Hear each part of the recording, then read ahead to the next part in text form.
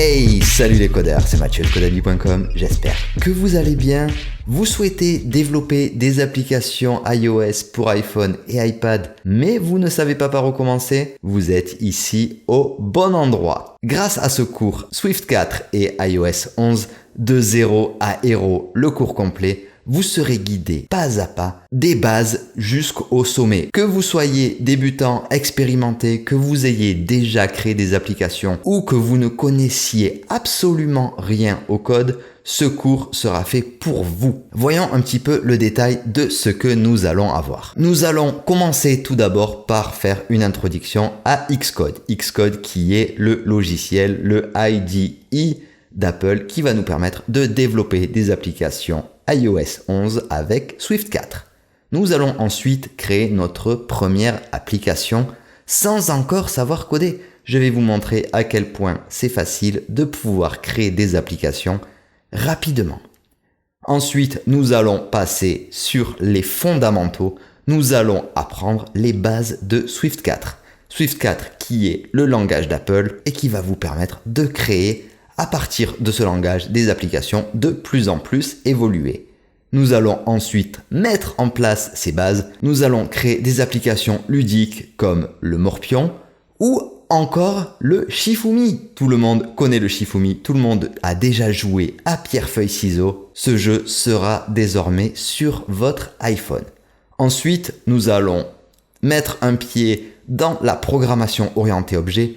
Nous verrons ce qu'est la programmation orientée objet, à quoi elle va nous servir et pourquoi elle est si importante dans le développement. Il viendra ensuite le temps de mettre en pratique ces bases de la programmation objet et pour cela, nous allons créer un quiz sur les drapeaux du monde. Nous passerons ensuite à des applications un petit peu plus évoluées. Nous verrons ce que sont les tableaux avec les UI Table View. Nous apprendrons aussi à télécharger des données depuis Internet et ainsi nous créerons une application YouTube. Nous allons créer notre propre lecteur YouTube. Viendra ensuite le temps de s'attaquer aux Collection View qui sont une façon différente de gérer les tableaux par rapport au UI Table View que nous aurons vu précédemment. Nous créerons ainsi une application sur les restaurants du monde. Nous allons voir comment créer un menu sur une application de façon interactive. Nous créerons ensuite une application sans storyboard. Les storyboards, vous verrez ce que c'est. Nous apprendrons à créer une application d'une façon différente au niveau de notre interface qui se rapprochera du style de Pinterest. Qui dit iPhone et iPad dit aussi appareil photo. Nous apprendrons à utiliser notre appareil photo et aussi à partager ces photos, que ce soit par mail ou sur les réseaux sociaux. Nous verrons ensuite ce qu'est Core Data. Core Data qui va nous permettre de stocker des données de façon persistante et permanente au sein de notre application. Vous voulez intégrer des cartes dans votre application? Vous voulez savoir vous servir de MapKit?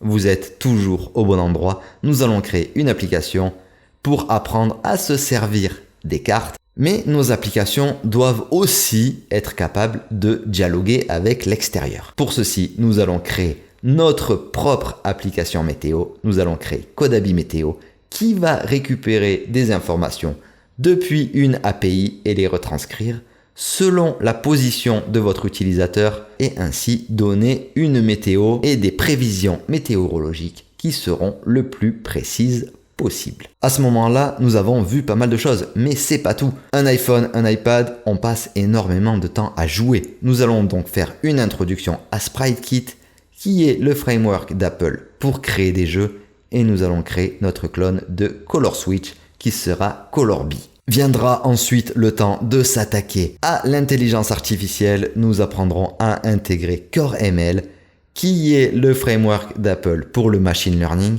et nous allons créer une application qui utilisera l'appareil photo et qui sera capable de détecter les objets que l'on prend en photo et de nous dire de quel objet il s'agit. La dernière, mais qui n'est pas des moindres, ça va être un gros morceau. On va apprendre à créer notre propre réseau social.